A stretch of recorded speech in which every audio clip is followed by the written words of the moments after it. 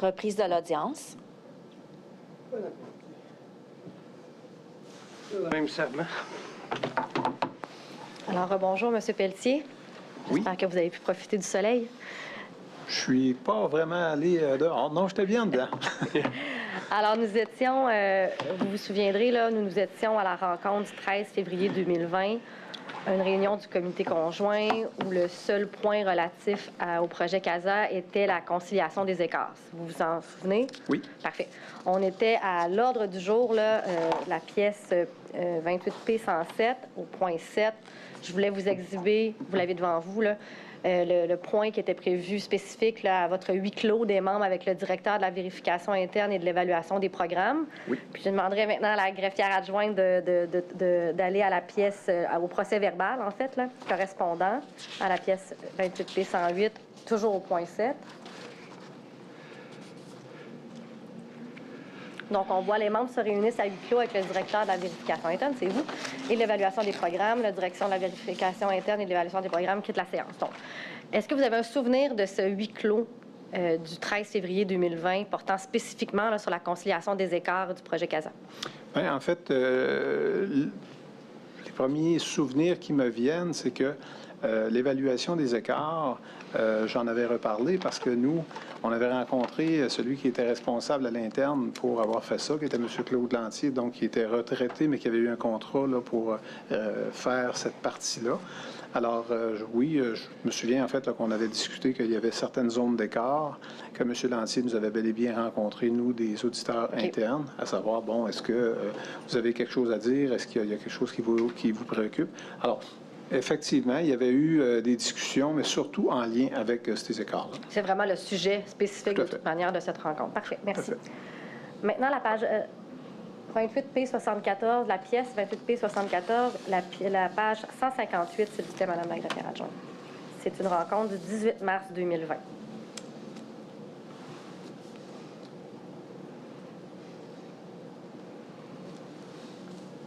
Madame la greffière adjointe, vous montrez la page frontispice et ensuite de ça, on va se rendre à la page qui est Québec Gagnon demandé.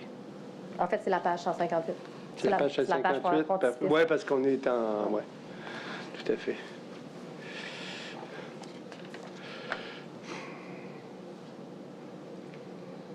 Donc, on y est. Vous la voyez, M. Pelletier? Oui. C'est toujours notre à vous. Descendez un peu, s'il vous plaît, Mme la greffière adjointe, au point 1. C'est la dernière phrase qui m'amenait une question. Donc, de plus, la PCD, c'est Mme Tremblay, c'est des remontées exécutives hebdomadairement. Qu'est-ce que vous vouliez dire par remontée exécutive hebdomadairement? À l'époque, Nathalie faisait des rencontres, donc à cette époque-là, en 2020, on est dans la livraison 2, et puis, donnez-moi juste un instant, OK, donc... c'est le vocable remontée exécutive qui me suscitait un questionnement, une précision de votre part. Oui. Alors, écoutez, ce que Mme Tremblay faisait essentiellement dans ces remontées-là, c'est qu'avec son comité de direction, de ce que je me souviens, et il pouvait y avoir également des gens de l'Alliance aussi là, dans ces remontées-là.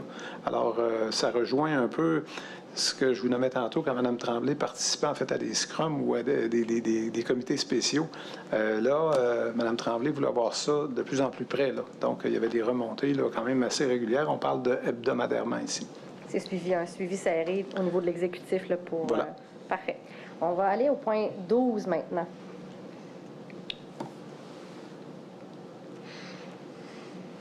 Donc, c'est vos propos. Je vous invite à le lire. Là, c'est en fait, je comprends votre compréhension du litige qui existe entre l'Alliance et la société rendue à ce moment-là de l'histoire. Oui. Allez-y, prenez le temps de le lire. Alors, la majoration des efforts évalués dans le cadre des travaux de la replanification de la livraison 2 en 2019, soit de 877 000 heures prévues initialement par l'Alliance à 2 millions d'heures. Fait toujours l'objet de discussions. Alors, on est toujours quelque part en 2020. On est le 18 mars 2020, exactement. On est au 18 mars. Alors, les discussions se poursuivent, toujours basées sur les analyses d'écart. Donc, c'est ce qui se passe à ce moment-là. Le résultat de ces discussions, qui doit être connu le 30 avril 2020, donc sera pris en compte dans l'actualisation des coûts et la rentabilité prévue du projet. Les coûts prévus des travaux de la livraison 2 qui seront convenus dans un budget maximal à compter du 1er mai 2020, seront répartis entre la Société et l'Alliance, selon la formule de partage de risque, dans le respect des modalités contractuelles. Conséquemment, les demandes d'ajustement de projet qui seront générées suite à la réconciliation des accords avec l'Alliance feront l'objet d'autorisation par la VPRHFP, vice-présidence, ressources humaines, finances et performances, avant l'approbation finale par le comité de direction. Merci. On voit DAP, là, pour le commun des mortels, c'est demande d'ajustement de projet. Exact. C'est quoi, sur votre compréhension? Bien, les demandes d'ajustement de projet, donc, c'est tous les changements ou toutes les demandes qui pouvaient être faites et qui étaient traitées par le bureau de projet. Alors, ça pouvait provenir de l'Alliance, ça pouvait provenir aussi de la SAQ. Alors, et on en a parlé hier quand on disait qu'il y avait un comité aviseur aussi qui avait été créé pour justement recevoir en amont ces fameuses DAP-là pour regarder. Donc, il y avait des gens des affaires juridiques avec nous, il y avait des gens du secteur des contrats, finances, TI. Donc, pour s'assurer que les demandes d'ajustement de projet étaient conformes, en fin de compte, et respectaient les modalités du contrat. Je comprends. Votre note numéro 12 là, est très détaillée. Là. Vous exprimez de façon très claire, en tout cas, moi je trouve ça clair, les enjeux là, existants entre l'Alliance et la SAAQ à ce moment-là. Qui vous donnait les informations? Bien, les informations qu'on recevait provenaient du bureau de projet. Puis le bureau de projet, c'est incarné par quels individus? Le bureau de projet, donc le directeur général du bureau de projet étant Sylvain Cloutier. Okay. Et puis, la personne qui travaillait avec lui comme comptable, Mme Élodie Hudon-Chabot, okay, si je me souviens bien, oui. Alors, c'était principalement avec ces deux personnes-là qu'on pouvait obtenir ce genre d'informations. Parfait, je vous remercie, c'est très clair. Allons maintenant à la note du 8 juillet 2020, page 162.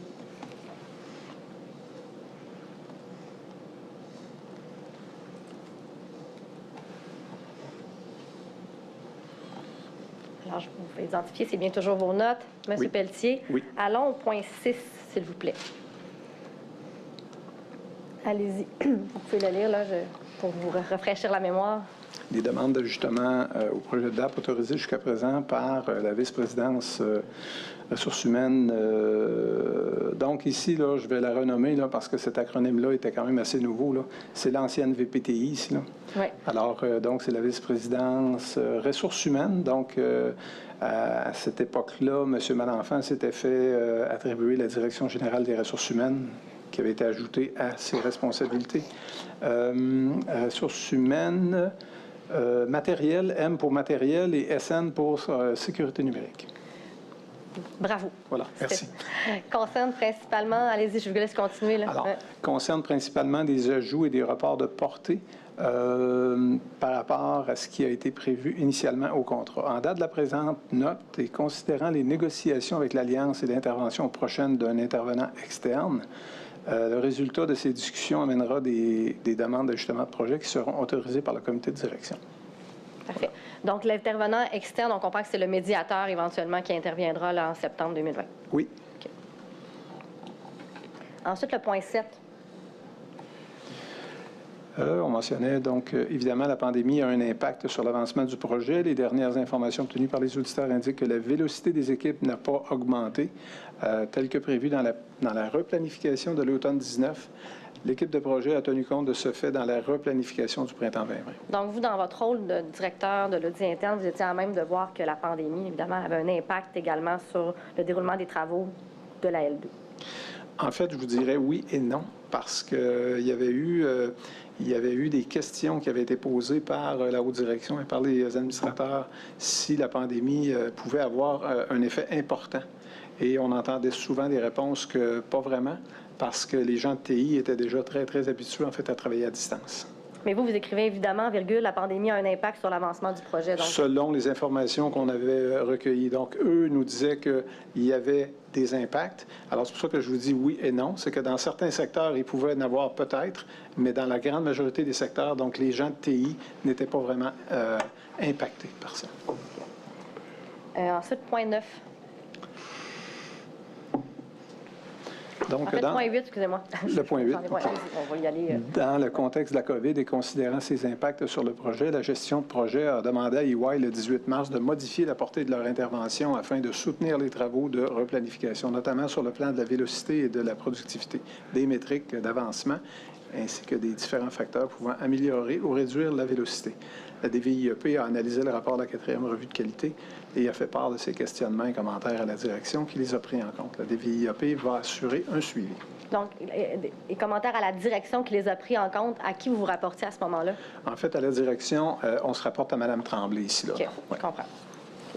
Donc, je comprends que vous, puis je ne peux pas mal vous citer, mais vous regardez les travaux des Y, vous faites des commentaires à Mme Tremblay, puis il y a comme un suivi, c'est comme un travail en continu entre vous, les différentes parties prenantes. Là. Oui. C'est pas en vase clos. Là.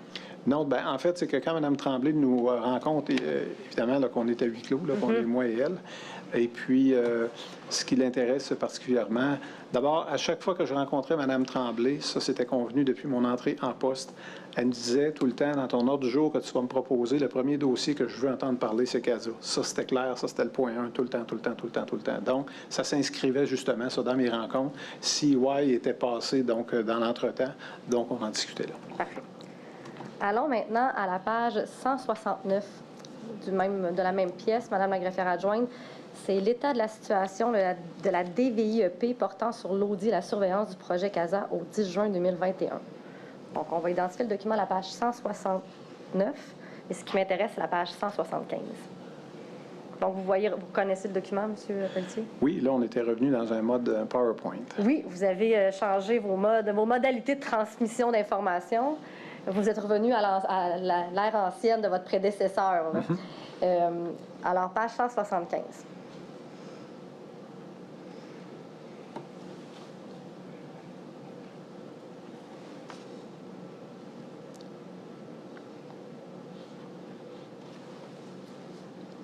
Donc, on en a parlé souvent hier avec Mme Sarrazin, le suivi des autorisations de l'AMP. Je vous demanderais de lire votre présentation à ce sujet-là précisément. Oui. Donc, suivi des autorisations de l'AMP, de l'Autorité des marchés publics. Alors, la DVIEP a effectué un suivi quant aux autorisations de contracter émises par l'Autorité des marchés publics. Et selon les dernières informations obtenues, 3 sous-contractants de l'Alliance étaient en attente pour l'obtention de leurs autorisations. Il s'agit de 3 nouveaux cas depuis notre dernier rapport. Le Bureau de programme et les auditeurs effectuent un suivi régulier sur ce point afin de s'assurer que l'Alliance possède toutes les autorisations requises de ses sous-contractants. OK. Je vais vous demander de faire un exercice de mémoire, mais les fameux contrats, là, c'était les contrats en cause étaient exclusivement ceux de l'Alliance. En fait, c'était ici 3 nouveaux contrats, 3 sous-contractants qui étaient sous l'Alliance. OK. Effectivement.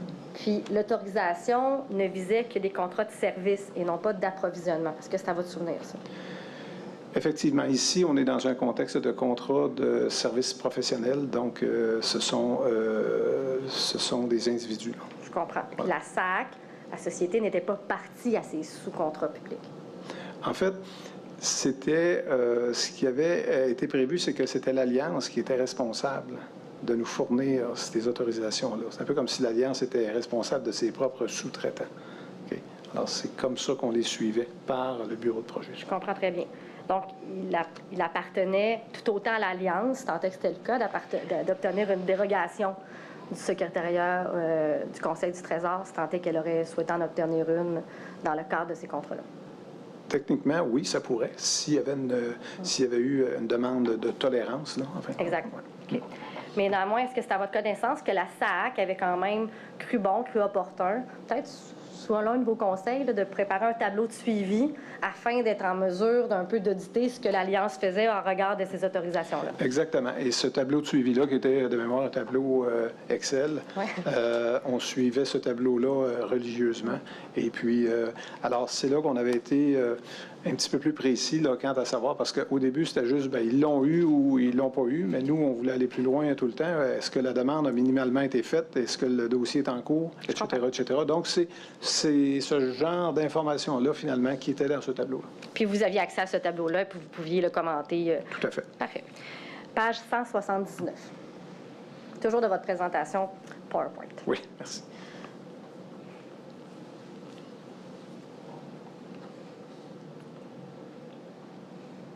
Bon, alors, le fameux plan de qualité de programme, je vous invite à lire. Donc, le PQP, plan de qualité programme, constitue un document important. Il détaille, entre autres, les éléments relatifs à l'organisation, aux modalités, et au mécanisme de gestion du projet. Ce point fut l'un des éléments discutés avec l'Alliance lors de la dernière transaction. Le PQP a été entériné le 22 avril 2021. Ça, je comprends. Si je comprends bien, dans le fond, le PQP, c'était comme un... PQP, excusez-moi, c'est un gain suivant la médiation qui a mené à la transaction, puis vous en faites état dans votre présentation. Exactement. Et je suis à l'aise quand vous dites que c'est un gain, parce que même si le PQP devait être en force depuis le début, donc à partir de 2017, il n'avait jamais été en force ou en vigueur. Alors oui, on peut dire que c'est un gain à partir de la transaction. Et le PQP, c'était l'Alliance? C'est un gain d'appliquer une condition contractuelle. Vous appelez ça un gain, vous? Bien, en fait, ça devenait un gain parce je veux dire, un gain à travers nos recommandations, parce que ça faisait plusieurs fois qu'on le nommait. Alors, c'est pour ça que je suis à l'aise de dire que c'est un gain. C'était une victoire ou un gain, en tout cas, du moins de ce qui... ou une reprise... des victoires. Ou une reprise du retard, finalement, qu'il y avait. Oui, Voilà. c'est ça, plutôt. Puis vous avez pu constater, là, vous l'avez lu, le plan de qualité préparé par l'Alliance? On y a eu accès, oui. Ouais, OK. Ouais. Page 183, 184, sur le suivi de la portée.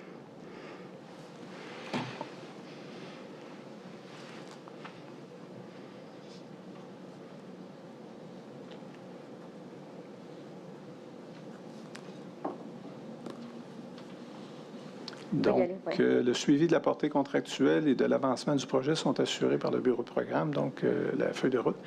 La DVIEP a effectué un suivi et les réponses reçues indiquent que la dernière transaction est suivie de près par la société et l'Alliance et qu'il n'y a pas d'accord important à signaler à ce moment-là. La transaction est quand même assez récente, là. Selon le bureau de programme, la facturation de l'Alliance est basée sur la valeur acquise pondérée des RICEF. On est au 10 juin 2021. Là. Vous pouvez Oui. continuer à la page suivante. Donc, c'est pratiquement un an là, après la transaction. Oui. Allez-y. Alors, depuis la transaction du 30 septembre, la DVIEP a effectué un suivi sur le plan global et il n'y a eu aucun changement significatif quant aux livraisons 2, 2.5 et 3. OK. Donc, c'est un autre constat que vous avez été à même de formuler suivant la transaction de septembre 2020. Oui. On va aller par la suite. Donc le plan global, à cette date-là, incluait toujours la livraison 3. Là. Excusez-moi, j'ai pas entendu. Donc, le plan global, à ce moment-là, à la date que vous faites votre présentation, ça incluait les livraisons 2.5 et 3. Oui, monsieur le commissaire. OK. On peut aller à la note du 3 décembre 2020. C'est à la page 166.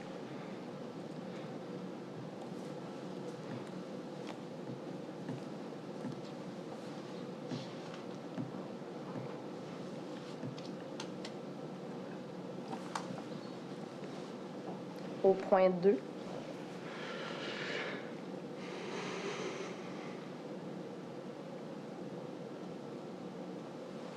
pouvez le lire. Hein. Point 2, donc, alors, certains constats présentés antérieurement par les auditeurs ayant trait au suivi contractuel font maintenant partie de la transaction signée le 30 septembre 2020 avec l'Alliance.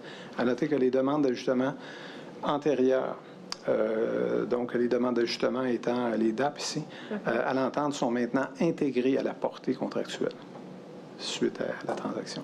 Bien qu'il y avait antérieurement un risque, notamment au niveau du partage de risque, la récente transaction vient mitiger ce risque, considérant la précision des travaux à effectuer ainsi que les responsabilités respectives définies dans la transaction. Vous l'aviez lu, la transaction, lorsque vous avez fait la note du mois de décembre 2020? Oui. Ça, le commentaire que vous venez de... Oui. OK, parfait. C'est conforme à votre souvenir des démarches que vous aviez faites suivant votre analyse, là, la transaction à partir de septembre 2020? Oui. Donc, ça terminerait le bloc notes.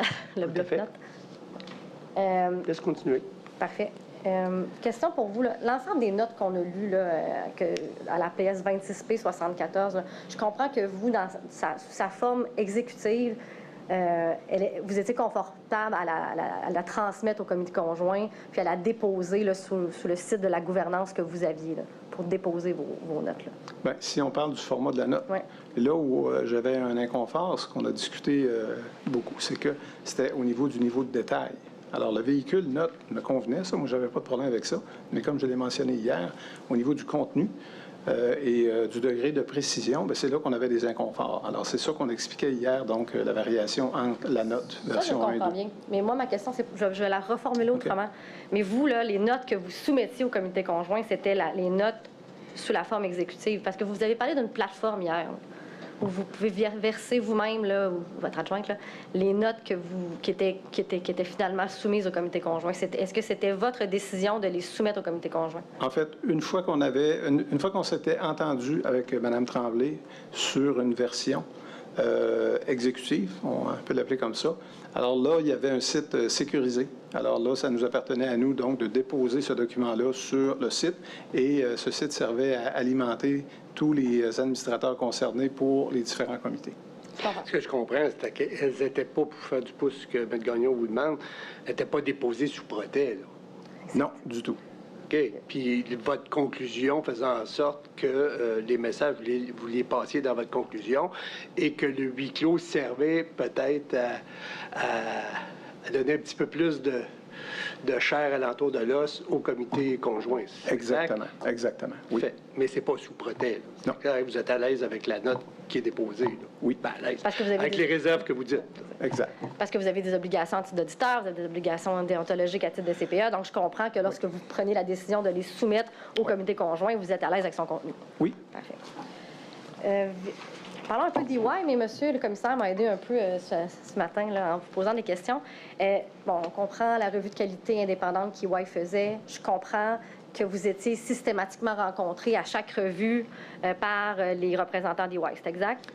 Pas tout à fait exact. Il y a une revue qui ne nous avait pas consulté. Et là, on avait levé la main pour dire on avait avisé au comité d'audit, on avait avisé M. Martineau.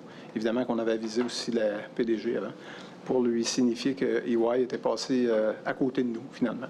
OK, mais et tout sauf cet exemple-là, là, de façon générale. On peut les reprendre une par une, parce que ça ne me dérange pas, j'ai les notes. Là, mais je me souviens pas quelles, mais c'est pour ça que je ne peux pas répondre oui à toutes, mais je vous dis toutes sauf une. Toutes sauf une, parfait. Voilà. On va s'entendre là-dessus. Je pense que c'est effectivement ce que les revues révèlent. Parfait. Et vous étiez rencontrés pendant à peu près 1 heure, 2 heures, 3 heures? Ça durait environ 1 heure, et puis généralement, les membres de la DVIEP qui les rencontraient, c'était moi et Martin Lapierre. Il y a Martin Després qui a peut-être assisté à quelques rencontres aussi. Puis, comment c'était sous un format d'échange? Est-ce que vous leur donnez des documents, accès à des documents, accès à vos rapports? Comment s'articulait votre relation avec EY à ce moment-là? C'était essentiellement basé sur des entrevues. Donc, il n'y avait pas d'échange de documents ou extrêmement rare que EY avait besoin ou qu'ils nous ont demandé des copies d'analyse ou autres. Là. Alors, donc, c'était des entrevues. Alors, ils nous questionnaient, voir sur ce qu'on avait fait, là où on avait eu des problèmes, mais c'était strictement, je vous dirais, la grande majorité du temps verbal. Là. Je comprends. Ouais. Puis, est-ce que vous reconnaissez que EY, dans le cadre de cet examen indépendant-là, avait des gens qui avaient une expertise en matière technologique? Au début, on rencontrait le nom qu'on a vu tantôt, M. Silvino. Alors, ce qu'on savait de Silvino, c'est qu'il était spécialisé, en fait, dans la gestion des grands projets de ce type-là. Je ne suis pas capable de vous confirmer, donc, la profondeur de ses connaissances en technologie, mais, donc, Silvino procédait à ces rencontres-là, et lui et son associé, M. Sébastien René. Donc, la première version de rapport était déposé chez Carl Malenfant. Et par la suite, on pouvait obtenir une présentation faite par EY. Et généralement, quand cette présentation-là se faisait, la première, donc il y avait Mme Tremblay, il y avait un représentant de la DVIEP, moi-même, et évidemment, donc les gens de EY et Carl Malenfant. Parce que c'était une revue que ça allait chez le directeur du projet CALJA, parce que c'était une revue, justement. Exact. Et non l'adresser directement à la plus haute instance de l'organisme, savoir Mme Ça finissait par monter jusqu'à la plus haute instance, mais ça passait nécessairement par le directeur du bureau de projet. Là. Et vous étiez présent également?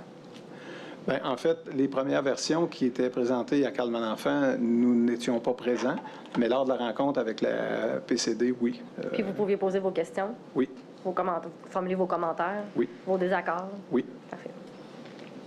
Est-ce que c'est exact également que EY produisait des rapports de suivi suivant ces revues indépendantes, ces examens indépendants, puis auxquels vous aviez accès également? Également, oui. Donc, EY faisait des suivis suite aux recommandations qu'ils avaient fait dans leur rapport précédent. D'ailleurs, vous en faites rapport également dans vos notes. Là. Donc, je comprends encore que c'est encore très, très circulaire, là, des échanges entre les diverses parties prenantes qui ont une mission différente, mais de vérifier le projet. Là. Oui. Puis est-ce que vous qualifieriez les échanges d'informations entre EY et vous de convenables, d'adéquats? Oui. J'aimerais qu'on prenne la 3e revue du projet, celle du 31 mai 2019. Elle se trouve à la pièce 26P77 à la page 95, Madame la greffière adjointe. Donc 26P77, page 95, la revue, 3e revue du 31 mai 2019.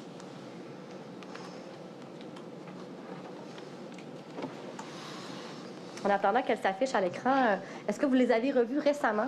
Relus récemment les revues de EY? Pas complètement, non.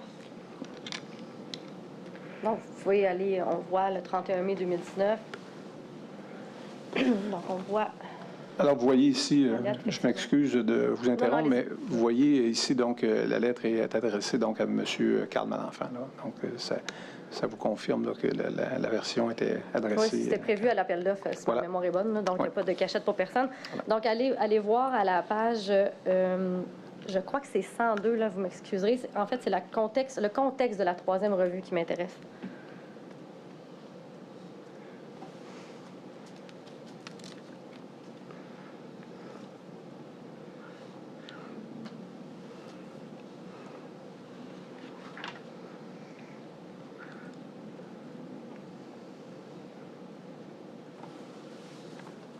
Non, c'est la section, je pense que c'est une page plus haut. Désolée, c'est marqué contexte. Je sais pas.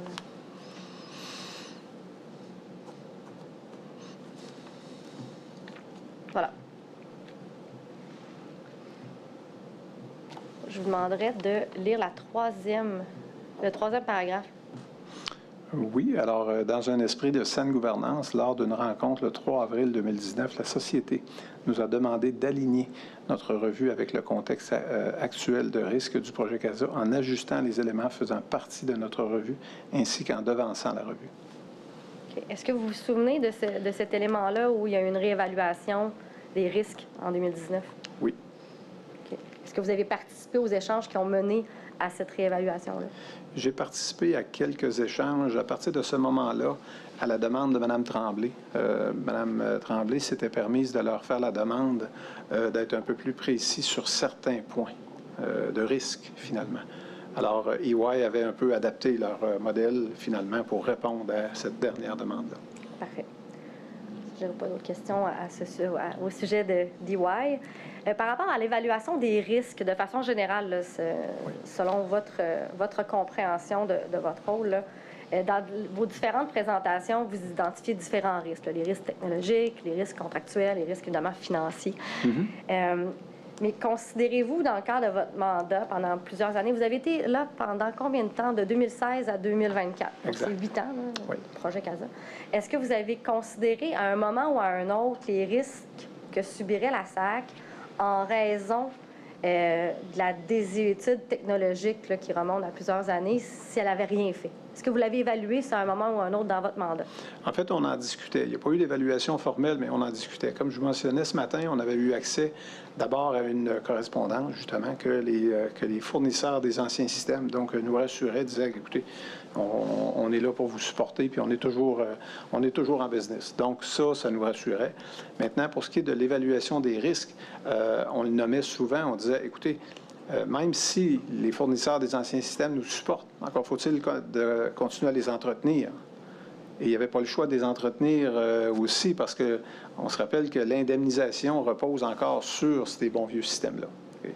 Alors, il y a eu au cours des années beaucoup de discussions concernant les risques reliés. En fait, on le ramenait toujours quand on parlait d'un plan B, un plan de contingence, un plan de repli, bon, tout ça. On leur mentionnait tout le temps qu'il était important de bien entretenir les bons vieux systèmes parce qu'il faut se rappeler aussi que même si la livraison 3 faisait partie du projet, la livraison 3 n'existe toujours pas et elle n'est toujours pas développée au moment où on se parle. Est-ce que c'est à votre connaissance les montants investis entre 2006 et 2012 pour justement moderniser autant que faire se peut là, le volet indemnisation par la SAC? Pardon, de 2006? Dans 2006 et 2012, est-ce que c'est à votre connaissance qu'il y a eu des sommes injectées pour pallier à certains enjeux là, relativement à l'indemnisation? J'ai pas de chiffres en mémoire, là. Non, c'est pas... Mais donc, pour mieux répondre, peut-être, c'est que toutes les analyses de risques, et chaque fois qu'on parlait des risques, les risques reliés, en fait, aux systèmes patrimoniaux, là, comme on les appelait, en fait, on les rappelait tout le temps. OK. Mais est-ce que vous avez évalué le coût? Je vous donne un exemple. Si après la L1, on avait décidé, on stoppe CASA. Oui. Un peu comme M. Dumas, là, vous m'en parliez ce matin, l'avait fait avec la CSST au début des années 2000. Oui. Est-ce que vous avez fait des évaluations de coûts, les scénarios que cela aurait coûté à la SAC de mettre un terme au projet CASA suivant la L1? Non. OK. Puis, à titre d'exemple, suivant en 2022, là, vous m'avez dit, je pense que le mot que vous avez utilisé hier, c'est ça brasse en 2022. Là.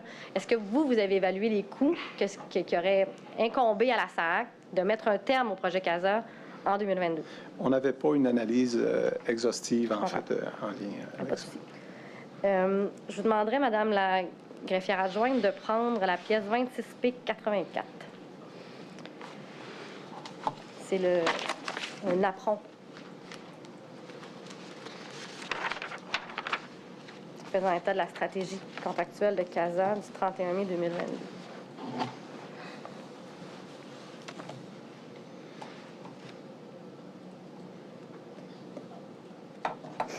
Donc, c'est pas écrit très gros, là.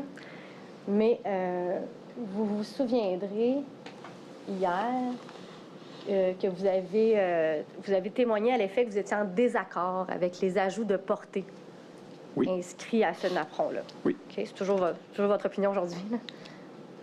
En fait, il y avait certains éléments d'ajout de portée avec lesquels on était tout à fait en désaccord. Il y en a qu'on était peut-être partiellement en désaccord. Je pense à contrôle routier, par exemple. Parce que contrôle routier, au début du projet, il devait l'être. À un moment donné, il ne l'était plus et tout ça. Ou à un moment donné, on avait eu des présentations. Il était là à 80 % ou à 20 %. Bref, tout ce qui touchait à contrôle routier, c'était pas... Ça bouge un peu. Donc, on ne pouvait pas dire qu'on était complètement en désaccord, en fait, avec ça pour ce volet-là. Cependant, un autre exemple, tel que je l'avais nommé hier, pour ce qui est de la double facturation, ça, on était tout à fait en désaccord parce qu'il y avait des bénéfices qui étaient déjà associés à ça. Donc, ça faisait nécessairement partie du contrat de départ. Pour être en accord, je ne veux pas vous interrompre, mais pour être en accord ou en désaccord, vous faites quelle analyse? Quels documents vous regardez? Est-ce que vous faites une adéquation entre les documents contractuels, les rapports que vous avez faits? J'essaie de comprendre votre opinion. Elle est basée sur quelle analyse pragmatique? Là? On remonte jusqu'à l'appel d'offres. Vous l'avez lu, l'appel d'offres? Oui. Vous avez lu l'annexe D du devis fonctionnel du 15? Avec mon équipe. Oui. Ensuite de ça, on va évidemment dans le contrat. Et là, on regarde voir qu'est-ce qui devait être compris ou pas. Comme il y avait là-dedans, ici, on voit des plus. Mais à un moment donné, il y a eu aussi des moins là, qui ne sont pas nommés ici. Il y avait ce qu'il appelait le CRC, le Centre de relations avec la clientèle. Alors, ce morceau-là, de mémoire, là, c'était entre 20 et 30 millions, je pense, là, devait faire partie du projet CASA au départ. Okay? Mais en chemin, il a été sorti puis il est devenu un projet séparé. Alors, évidemment, ici, qu'on ne le voit pas, là, dans les moins, là, mais c'est le genre d'exemple là, que le CRC, en fait, on avait eu des discussions assez... Quand vous dites CRC, là, pour le commun des mortels? C'est le Centre de relations avec la clientèle, de mémoire. Et je pense que c'est Bell Canada qui avait remporté. Là, Alors, ce morceau-là avait été sorti de CASA et il avait été traité comme un dossier séparé. Okay? Alors, c'est pour ça que je vous dis que il y a des... évidemment, ici, c'est un résumé, c'est un apprendre, mais on avait quand même fait un exercice pour venir pointer un peu ce qu'il y avait dans le contrat, ce qui était compris, ce qu'ils considéraient, eux, comme un ajout de portée. On avait fait une certaine analyse un peu sommaire de ces points-là pour venir... Parce que si on descend un peu, là, il y avait dans le 135 millions qu'on voit ici, là, ajout de portée de la livraison 2. Alors, c'est quand même global, là, ici, là. Bien, ça, il y a beaucoup de choses là-dedans ici. Il pouvait même y avoir des DAP. Il pouvait même y avoir... Donc, il y avait énormément de choses. Alors, c'est pour ça que le résumé ici, bien, on ne peut pas dire qu'on est complètement en compte. On n'est pas pour, mais disons que, surtout chez Contrôle routier, là, ça, bien, c'était pas clair. Ensuite de ça, on parlait de l'ajout de ressources pour pallier aux problématiques de dotation des ressources de la société. Ici, il y a un 10 millions là, qui était affecté à ça. Bien, évidemment, ça, à ce niveau-là, nous, on revenait tout le temps en disant, donc, l'Alliance est supposée nous fournir un clé en main dans un contrat capé. Pourquoi la société devrait assumer des coûts quant aux ressources humaines qui manquent du côté de l'Alliance, par exemple? Ouais. On a vu tout à l'heure que c'était pas tout à fait un clé en main. Là. Il y avait des parties contractuelles où la SAAC devait fournir des ressources, LGS devait fournir des données, il y avait des appels d'offres à côté, c'était déjà prévu depuis 2015. Donc, ce que vous dites, je comprends ce que vous dites, mais il y a des nuances à apporter. Mais je comprends par rapport aux ajouts de portée que c'est pas une science exacte. Je comprends que, parce que moi, je regarde l'annexe D, là, j'ai regardé l'annexe D du devis fonctionnel du 15 octobre 2015, puis je vous suggère, c'est dans la question, et je vous suggère que les plaques personnalisées, c'était pas inclus. Donc ça, c'est pas une science exacte. Je comprends que c'est votre opinion. Vous avez fait une analyse de A versus B. Puis quand vous dites que vous êtes en désaccord, mais ce n'est pas le fruit d'une analyse plus poussée que ce que vous venez de me mentionner en ce moment. Exact. Parfait. Sauf que ce qu'il faut aussi comprendre, c'est qu'en 2022, ici, la NAPRON date de 2022. 31 mai 2022, exactement. On est dans le contexte qu'il y a eu une transaction en septembre 2020 qui, elle, venait régler les écarts qui avaient été soulevés de part et d'autre. Moi, je parle juste des ajouts de portée là, par ça. rapport à la compréhension du contractuel, mais je vous entends, vous l'avez mentionné hier. Mais sauf que la transaction 2020, nous, on la considérait toujours parce qu'on peut, se référer en fait au contrat initial, mais la transaction de 2020 est venue inclure tout un paquet de choses, est venue régler un paquet d'écarts. Est-ce que vous avez fait l'analyse de la portée du contrat versus la transaction versus la situation du 31 mai 2022? Est-ce que vous avez fait une analyse exhaustive à ce sujet-là? C'était pas exhaustif, donc on a fait des analyses un peu sommaires, mais ce qu'il faut toujours se rappeler, c'est que même rendu ici en 2022, considérant la transaction de septembre 2020, on était toujours dans un contexte de contrat capé à 458 millions. Est-ce qu'on parle de projet de loi dans le NAPRON? Est-ce que vous saviez de quel projet de loi il était question? Ici, je pense qu'on faisait référence au projet de loi sur les taxis, de mémoire. OK. Je change complètement de sujet. Oui. Vous avez mentionné en 2023, on sait que monsieur Ducharme est arrivé, je n'ai pas la date exacte, mais quelque part en 2023. 6 avril de mémoire, là. Moi. Ouais. Donc, à son arrivée, vous avez mentionné hier qu'il avait reconstitué les statutaires avec vous. Bien, rétabli, non. Donc, c'était la continuité. J'avais des statutaires avec la PCD, Mme Tremblay du temps. Ça s'est continué avec M. Marcellet et ça s'est poursuivi avec Éric Ducharme. OK, j'ai bien compris. On va aller maintenant à PWC. On en a parlé hier. Oui. 26P79.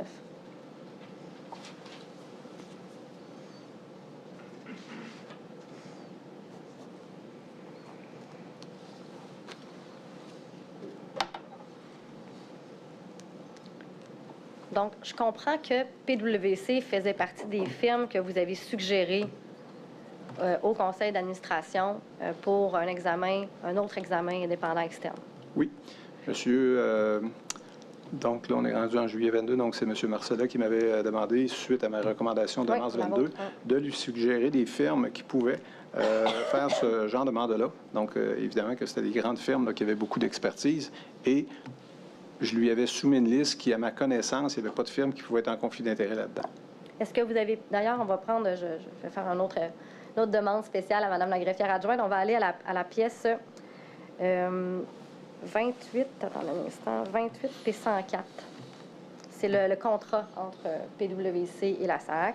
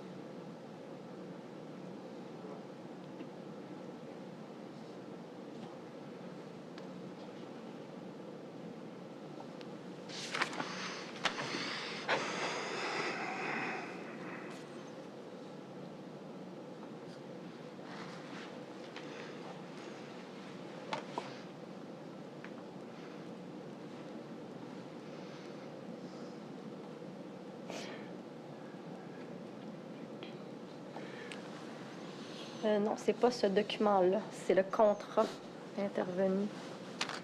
Selon la liste de pièces, c'est le bon document. Je peux peut-être prendre une autre ligne de questions puis voir si on... Oui.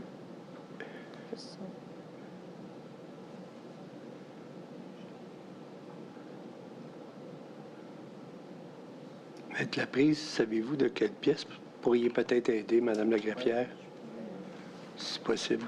C'est comme ça. Je sais que moi, j'attendais la pièce carrière. Ah, c'est peut-être ça, moi. Puis il y avait Une page de trop peut-être. la dernière page de signature. Ouais. Ben, pas juste ça, il y avait la... Bon, oui, là. Ce que je vous suggère, c'est que je vais prendre une autre ligne de questions Nous attendions. pour éviter de retarder les travaux de la commission. L'avez-vous papier? Je l'ai. Si vous l'aviez papier, vous pourriez montrer au témoin puis On peut aller avec l'avoir votre, papier parce qu'on a une votre ligne. imprimante. On est bien outillés.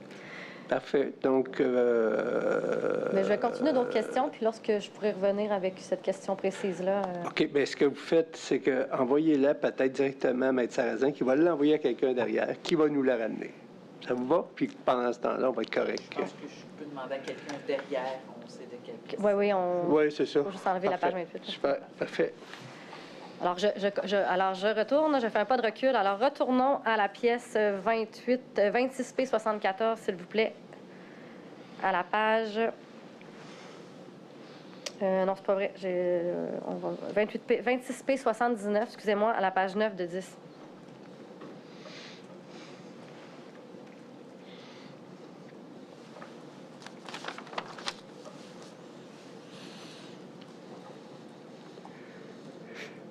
Donc, on voit ici, c'est l'annexe B, c'est les personnes rencontrées. Donc, on voit, là, vous avez dit effectivement que vous, personnellement, vous avez été rencontré 2 fois. Oui. Donc, on le voit, là, vous êtes la deuxième personne, audit interne, Daniel Pelletier, audit interne, 12 avril 2022. Oui. Ensuite, la même date, Martin Lapierre, audit interne, SAC, 12 avril 2022. Oui. Ensuite, il y a une liste de gens qui sont rencontrés également dans le cadre des travaux, dont 2 associés d'EY, M. René et M. Mediari, comme vous l'avez mentionné, eux, le 14 avril 2022. Oui. Et un peu plus bas, on vous revoit, Daniel Pelletier, audit interne, 13 juin 2022. Martin Lapierre, 13 juin 2022. Martin Després, 13 juin 2022. Et Vincent Poirier, 13 juin 2022. Est-ce que vous êtes rencontrés les 4 en même temps ou 4 individuellement par 4 personnes différentes? Les 4 en même temps, et cette deuxième rencontre-là avait été tenue, en fait, à notre demande à nous. Je comprends, mais vous Oui, avez été les 4. rencontrés pendant combien de temps? Ces 4, vous êtes 4 dans une salle avec combien de personnes de PwC? On est 4. Les gens de chez PwC sont environ 3 personnes, je pense. Et puis, Vous êtes où physiquement? Ça, c'est une question. cette rencontre-là, en 2022, je sais qu'il y en a eu au moins une où on était, nous, en présentiel dans notre salle de conférence, mais les gens de Price, eux, étaient en Teams. OK. Puis, mais l'autre rencontre, elle s'est faite physiquement? En fait, on n'a jamais rencontré les gens de Price en présentiel de mémoire. OK, Donc, c'est ça pas... se faisait en Teams. On était en pandémie encore un peu, là. Oui. OK. Et est-ce que c'est exact que l'ensemble de vos rapports ont été remis à PwC? Est-ce que c'est à votre connaissance? Que l'ensemble de nos rapports, en fait, c'est que les discussions qu'on avait avec eux, si je reviens en fait à la première rencontre, donc c'était un peu de leur faire un topo le plus complet possible. Et la meilleure façon de le faire, c'était de leur fournir nos rapports qu'on avait déjà produits à date. Alors ça, c'était évidemment qu'ils ont eu accès à ça. Quand vous dites les rapports, c'est les notes qu'on a... Exact. Est-ce que c'est les notes exécutives ou c'est les notes... les notes que vous aviez faites en projet, là, vos sources, comme vous l'avez appelé? Au début de mémoire, on leur avait fourni les notes qui avaient été effectivement déposées à la gouvernance et à la haute direction. Et on leur avait mentionné pendant cette rencontre-là, considérant que c'était une première rencontre, donc pour eux, c'est une prise de connaissance. On est au 12 avril. Donc, on les informe que on les laisse commencer, on les laisse prendre connaissance et on attend qu'ils nous reviennent justement pour mieux les alimenter puis aller plus dans le détail. Je comprends. Puis est-ce que vous avez donné, là je comprends, vous avez donné l'ensemble de vos notes, est-ce que vous avez donné vos PowerPoint également? On a donné possiblement des PowerPoint aussi là, qui venaient parce qu'en chemin, bien, comme on a vu, là, il s'en est inséré une couple. Là. Donc, Oui. effectivement, oui. OK. Parce qu'on allez voir, on va juste remonter à la page... 8. Excusez-moi.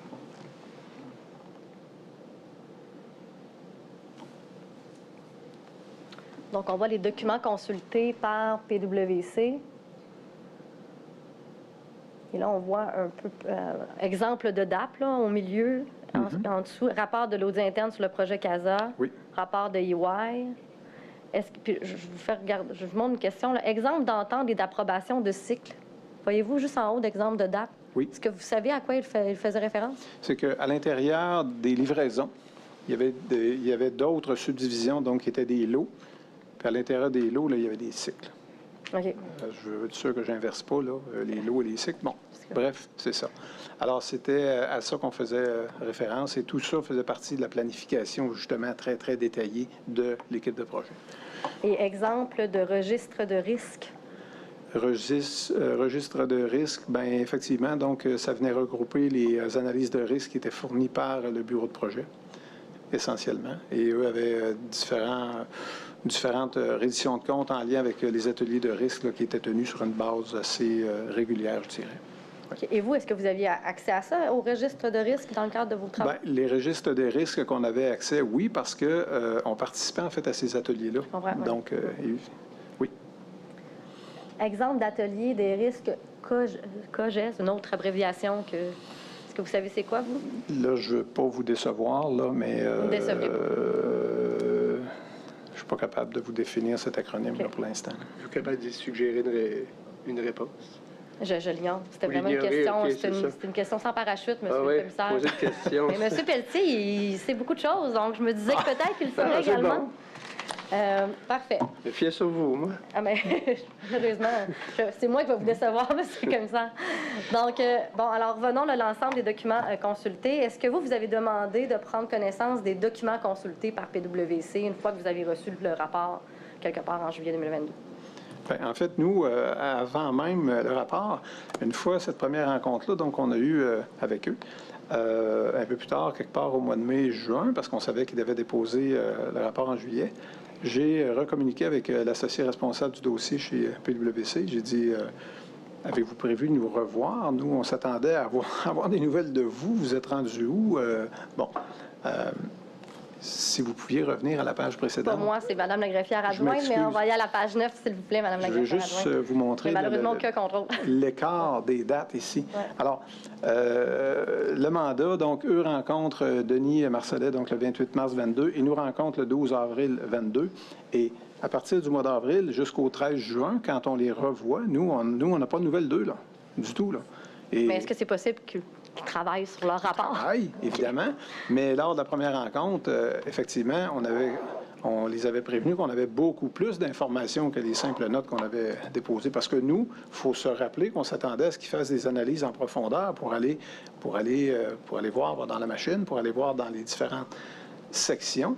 Et donc, on n'avait plus de nouvelles d'eux. Alors, comme je vous le montre ici, donc du 12 avril jusqu'à ce qu'on les rappelle et puis qu'ils nous rencontrent le 13 juin. Puis, je comprends qu'ils vous ont rencontré le 13 juin, puis par la suite, ils ont rencontré d'autres gens. Carl Malenfant, Caroline Foldesbuck, oui. Jean-Philippe McKenzie, Yves Frenette. Ils ont rencontré plusieurs personnes à différentes étapes de leurs travaux. Exact. Alors, mais ma question, quand vous dites parce que vous venez de dire quelque chose d'intéressant, je m'attendais à ce qu'ils me demandent des informations. Est-ce que vous avez fourni à PwC l'ensemble des informations que vous souhaitiez leur fournir, vous, personnellement? Alors là, dans la deuxième rencontre, on refait le tour un petit peu avec eux. On dit, écoutez, est-ce que vos travaux se déroulent bien? Est-ce que vous avez bien relu nos notes? Est-ce que, bon... oui. Est-ce que vous avez besoin d'informations supplémentaires? Non. Écoutez, ce qu'on a à date, ça va bien. Et puis, on va vous refaire signe. Puis, il nous reconfirme que le rapport doit être déposé vers le début juillet. Bon. Alors, on a dit, encore une fois, bien, n'hésitez pas, on a beaucoup d'informations. Et pour la deuxième fois, moi et mon équipe, on ressort en disant, il me semble qu'ils n'ont pas beaucoup d'appétit. Oui, vous avez dit ça hier, puis je vais prendre votre... Il manque d'appétit sur quoi, PwC? Bien, comme je vous disais, on s'attendait à ce qu'ils fassent des analyses en profondeur. On s'attendait à ce qu'ils nous reviennent. On détenait beaucoup d'informations précises, nous, depuis le début du projet. Alors, on s'attendait à un minimum, là. On s'attendait à ce qu'ils reviennent visiter ça. Alors, c'est pour ça qu'on trouvait qu'il n'y avait pas d'appétit. Et les spécialistes en TI, donc, qui étaient là lors de la deuxième rencontre, dont Vincent Poirier et Martin Lapierre, bien, eux s'attendaient à se faire challenger, justement, puis à se faire questionner sur des éléments techniques au niveau de la solution, ce qui n'a pas vraiment été le cas. OK.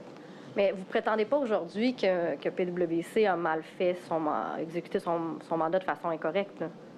Je ne prétends pas ça. C'est que ce qu'on a découvert, c'est ça, c'est qu'eux ont réalisé le mandat qui leur a été confié.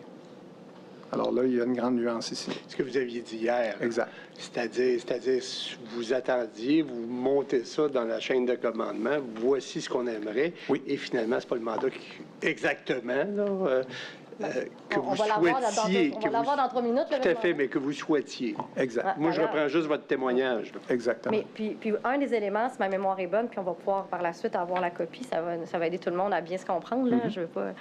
C'était par rapport aux systèmes patrimoniaux. Oui. OK. Mais est-ce que ça, c'est à votre connaissance que les systèmes patrimoniaux avaient déjà fait l'objet de plusieurs études, là, avant même votre arrivée à la SAC? De ce que j'en savais ou des informations qu'on m'a confiées, c'est que les systèmes patrimoniaux, évidemment, qui étaient toujours en veille. Il y avait de la maintenance donc qui était faite dessus de façon régulière et que ça fonctionnait. Mais en même temps, il y avait eu des présentations à l'effet que la SAC ne serait pas supportée très, très longtemps encore sur ces systèmes-là. Alors, je ne vous cacherai pas qu'il y avait des informations qui étaient un peu contradictoires, là. Mais vous, de toute manière, la personne autorisée à confier un mandat d'expertise, d'examen externe là, à PwC et à définir le mandat, en bout de ligne, c'est la société, ce n'est pas les auditeurs internes. Bien, en fait, moi, je m'attendais à ce qu'on me dise, Daniel, tu vas confier le mandat que tu viens de nous proposer à Price. Mais c'est pas ça qui s'est passé. C'était vos attentes à vous. Exact. Alors, le mandat a été donné par Denis Marcellet lui-même. Et d'ailleurs, ça serait un bon moment d'avoir la version papier. Vous l'avez. Mais je vais en avoir besoin d'une, moi aussi. C'est ça qui est... J'ai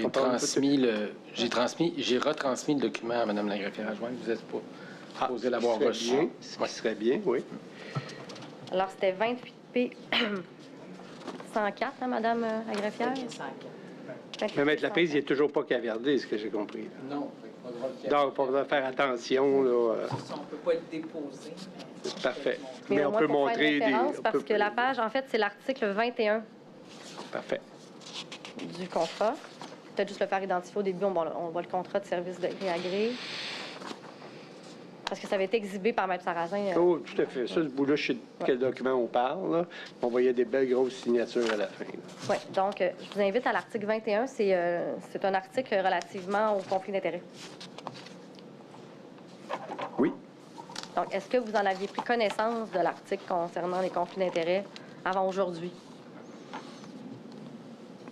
Qui protège, en fait, la société là, en matière de conflit d'intérêts dès 2022. Effectivement, j'avais eu accès, en fait, au contrat là, OK. quand il avait été donné, oui. Oui. Donc, ça avait été géré, là, la notion de conflit d'intérêts dès 2022 par la société.